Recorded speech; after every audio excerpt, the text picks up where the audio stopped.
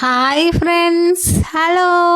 ఈరోజు బెండకాయ పులుసు ఈ రెసిపీని ఎలా చేయాలో తెలుసుకుందాం. బట్ స్పెషల్, ఎందుకంటే మన టెర్రస్ గార్డెన్లో పండిన బెండకాయలతో సింపుల్గా ఈ రెసిపీని ఎలా చేయాలో తెలుసుకుందాం. ఈ గ్రీనరీని చూస్తుంటే రెండు కళ్ళు సరిపోవట్లేదేమో అనిపిస్తుంది. ఈ రెయినీ సీజన్లో వచ్చిన first harvest.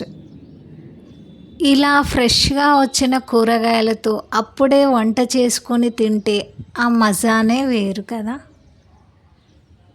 Let's with start. Follow this Jyothi recipes channel. ఈ బెండకాయ పులుసు పెట్టడానికి కావలసిన పదార్థాలు: ముందుగా బెండకాయలు, టమాటో, చింతపండు, ఆనియన్స్, చిల్లీ, అల్లం వెల్లుల్లి పేస్టు, పోపు గింజలు.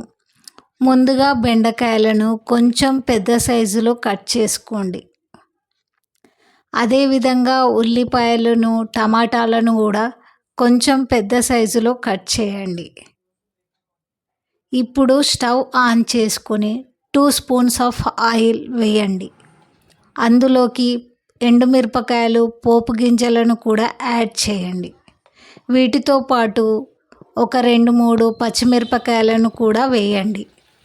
1/2 టీ స్పూన్ పసుపు, 1 టీ స్పూన్ అల్లం వెల్లుల్లి పేస్టు, 2 and 3 స్పూన్స్ కారము, ఒక స్మాల్ కప్పు చింతపండు రసాన్ని యాడ్ చేయండి. ఇవి కొంచెం మగ్గిన తర్వాత తగినంత సాల్ట్ వేయండి. ఇందులోకి 1 టీ స్పూన్ ధనియా పౌడర్, లాస్ట్లో కొత్తిమీరతో గార్నిష్ చేసుకుంటే ఎంతో టేస్టీగా ఉండే బెండకాయ పులుసు అనేది రెడీ అయిపోతుంది. ఈ రెసిపీని మీ ఇంట్లో ట్రై చేసి ఎలా వచ్చిందో కామెంట్ చేయండి. Please subscribe. Thank you.